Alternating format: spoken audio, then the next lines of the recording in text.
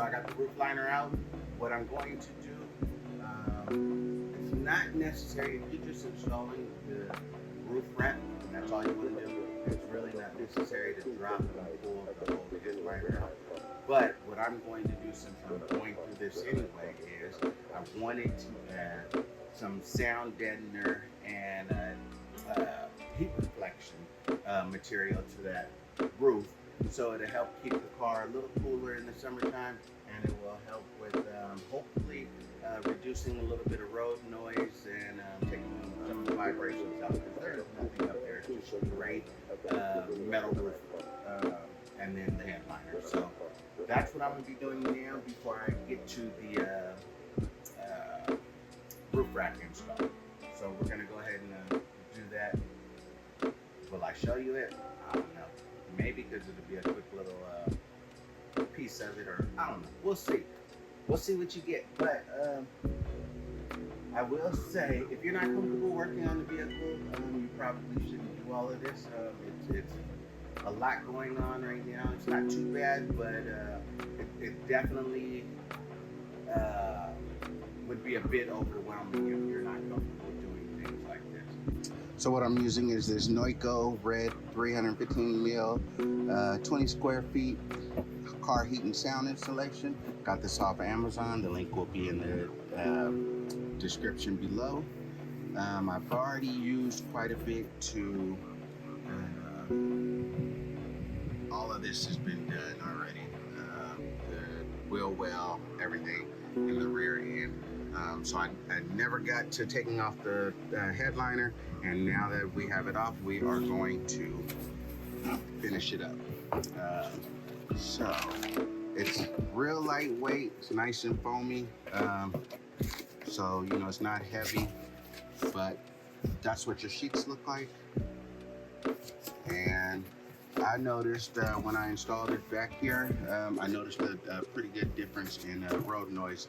So I'm gonna carry it on to the headliner and eventually the doors and the floorboard. Get you some alcohol, sanitizer spray, whatever. Spray your surface so it's nice and clean, wipe it down, and then, you know, very simple. You peel the back and apply. You can see there's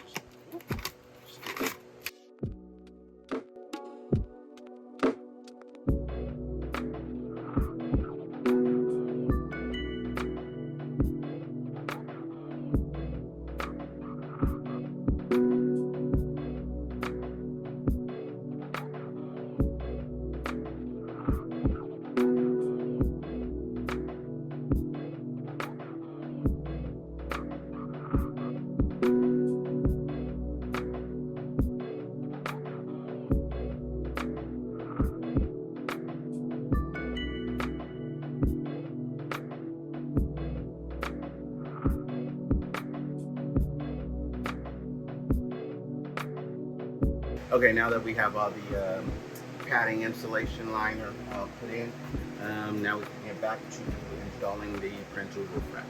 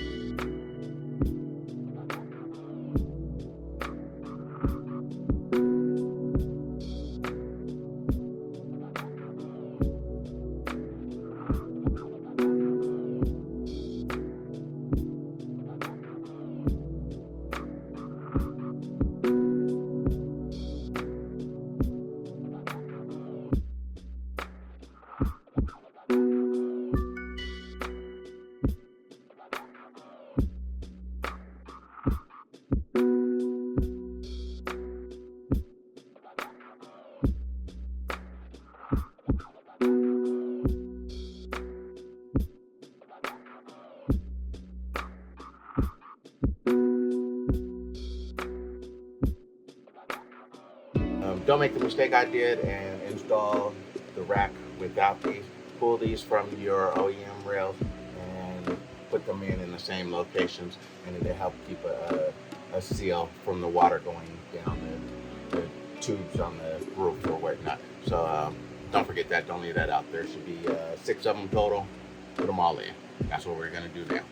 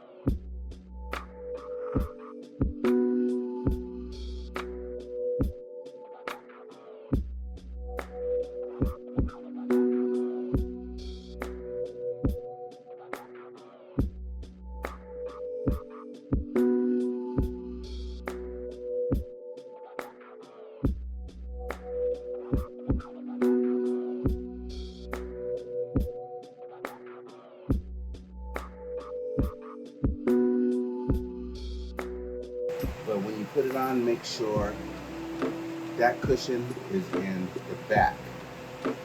This is the front, and that's the back, so make sure it's facing back and not showing from the front.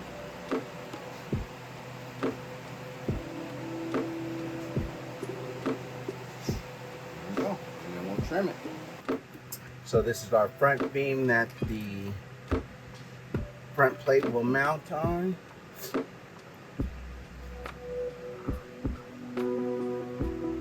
So what we're going to do is open up this packet.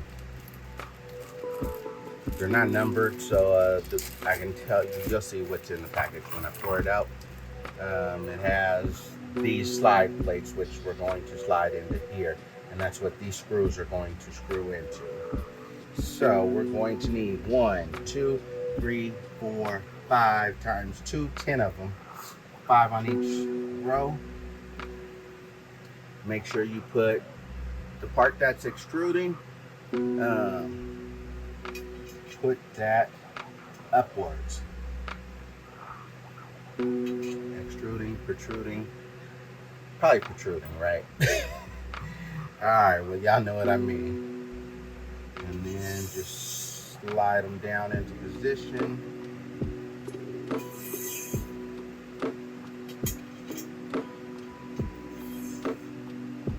Kind of just guess right now. We'll better know once we line it up with the front plate.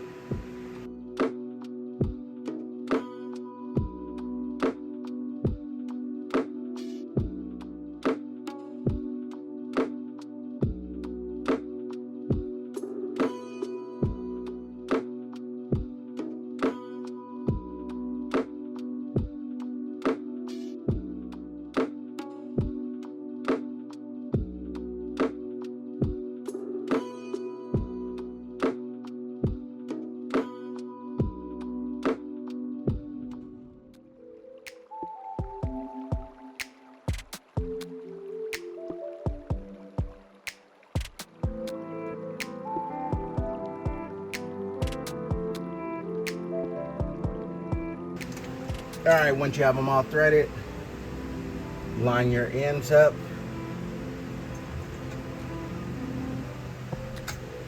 Make sure everything's straight. Do it. All right, so there you go, your Loctite. I actually have some, but I have the red, which is more permanent, harder to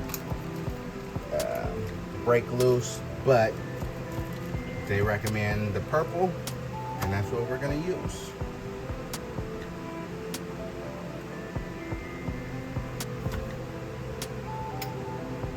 So go back Get each one of your screws, add a little bit of purple Loctite, and drop it back in there. Thread it. Move on to the next.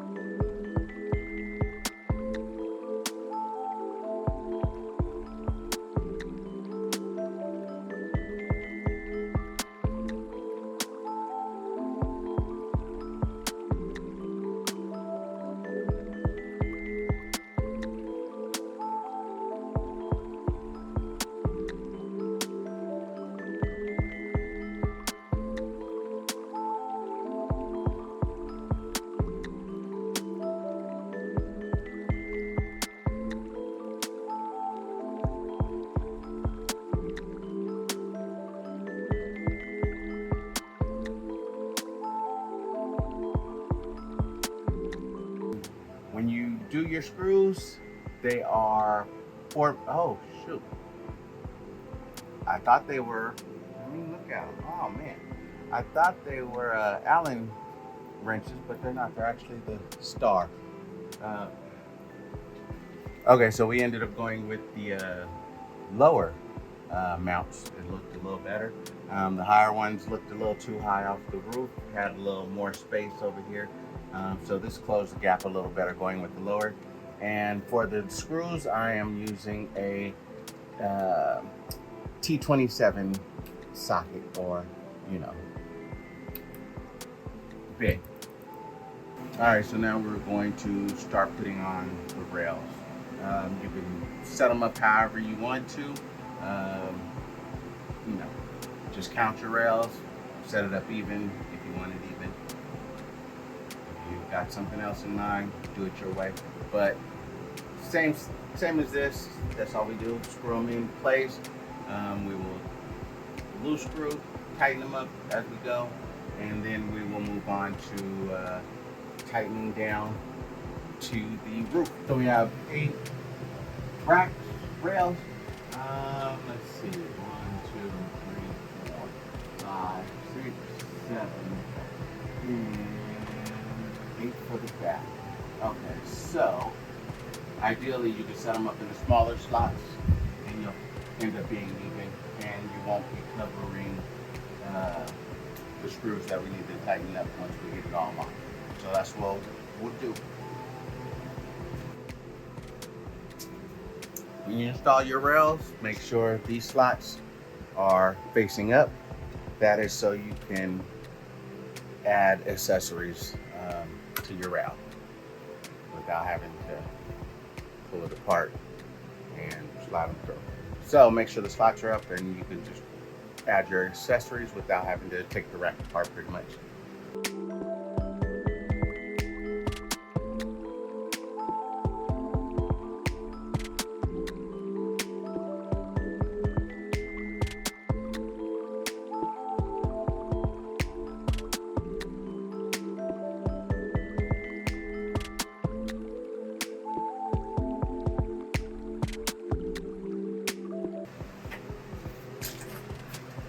I will go ahead and tighten up the front rail, then I will tighten up the back rail, and we'll go ahead and put in a middle rail, and we'll make our adjustments to the rack so we can tighten down to the roof.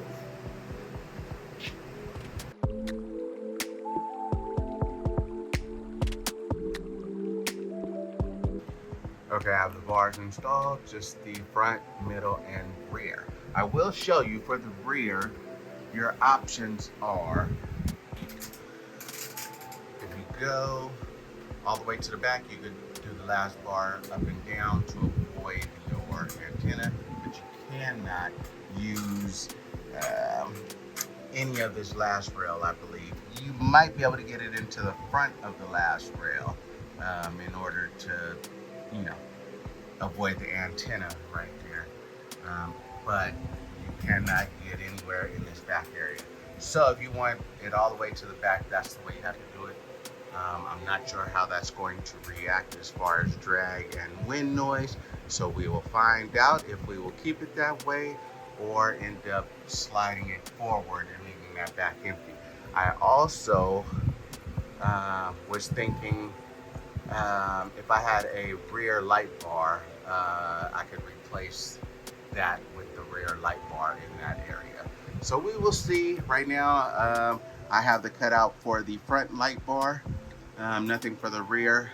So we will be doing, we're waiting on the front light bar to arrive. So once it does, we'll do the install. So now we're going to center the rack and tighten up all these bolts.